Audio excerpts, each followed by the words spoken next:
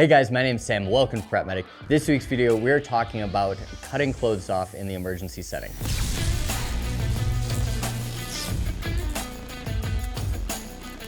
So on the surface, this procedure seems very simple, and in many situations it is. However, there are a couple nuances I want to go over today and talk about my methodology when we have to expose a patient on a trauma scene or for specific kinds of medical issues. I see a lot of people that are paramedics and EMTs. They either go with one school of thought. They either go with the really expensive shears and they use them a lot, or they go with really cheap shears and use them multiple times. I've always been in the camp of, buy once, cry once, buy nice gear, especially if it's something you touch every day, especially if somebody's life might hang on the line. The cheap shears that you get, they will work most of the time for the patients you see. They will cut through a t-shirt, they will cut through blue jeans, no problem. But after 1 to 2 uses, generally you have to replace them and get a new pair. They also hang up on a lot of those threads. I like to go with more expensive shears, so I've been using the X shears for years. And the reason I do this is because while these are overkill for most patients, these are going to work really well when your patient is wearing something like Carhartts or motorcycle boots or some kind of armor for riding, something like that. These are going to get through it where the other shears can't. Next up, let's talk about how to actually cut clothes off patients. People have a lot of different methodologies for doing this. This is just the way I do it. If you've got some trick, leave it in the comments down below. I'd love to hear it. I'll probably learn something. Generally with pants, what I'll do is I'll just come up each leg and come right to the pockets where I can basically see everything I need to see. And then I can fold them back over the patient's legs. I don't usually bother pulling them out from under them just because that takes a lot of work and a lot more patient movement. The exception to that, where I'm gonna go all the way up to the belt line, cut those pants off, and then pull them out from under the patient is if they're really wet. If they're cold, if I'm worried about hypothermia in a trauma situation, then I'll take them off completely. So there's really no trick for that. There's no special way I do it. As for shirts, generally I've started either at the bottom or the top. Some people tell you always start at the top and cut down just so you're not going to jab anything into their chin or nose. Nobody likes to have their nose picked by a pair of trauma shears. But you can take these, start at the top, work your way down, and then you can do a T-cut over one arm and usually pull them out over the other arm if it's not injured in those situations.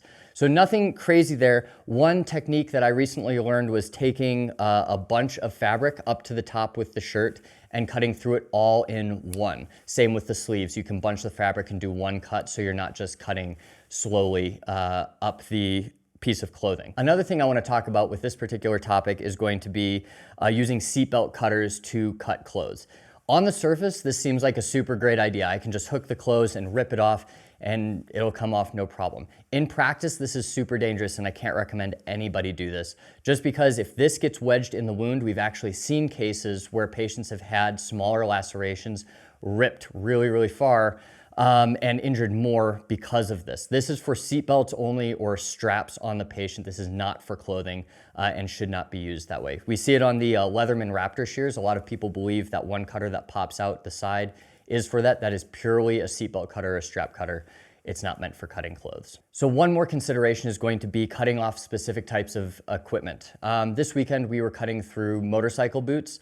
I have a friend that just had a bunch of buddies go down on motorcycles and hurt their ankles at separate occasions. And the inability to cut through those boots can be insanely detrimental because most of the time motocross boots won't open all the way up.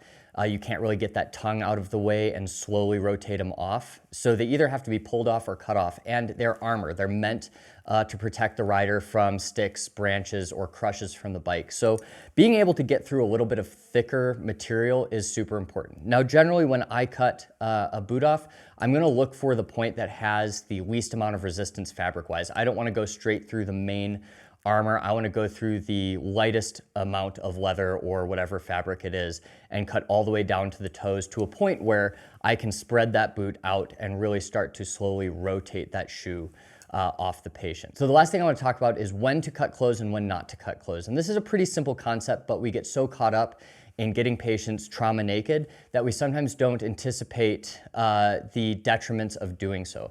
So as I've talked about a million times, hypothermia kills in trauma, and in austere environments or in environments where we don't have a warm ambulance and blankets or in an extrication, I don't necessarily want to cut off all the patient's clothes right away if they're providing insulation to them where I'm not able to provide insulation right after cutting them. So in a lot of trauma situations, or if we have a law enforcement issue where we have an officer in a vest that goes down, I'm gonna keep clothes on as long as I can adequately assess them. So this means lifting shirts, this means doing, blood sweeps down into the pants, but keeping those on the patient until I can guarantee a warm environment right after. One thing a lot of people don't consider is plate carriers provide a lot of insulation to patients. So if you're in the tactical environment, keeping a plate carrier on a patient is going to help them conserve that body heat. And they're relatively easy to just rotate up over the head and then put back after the fact. They also provide protection, so if the patient is wearing a form of protective equipment and you're still in a potentially dangerous environment, keeping that on might be beneficial to you. Lastly, one quick tip, never cut a down coat inside an ambulance. Everybody's going to hate you after that. I know this is a relatively simple concept, but I felt like it had to be covered because there are some nuances to it. If you have any questions or have any slick ways of cutting a patient's clothes off, leave them in the comments down below, and I will see you next week.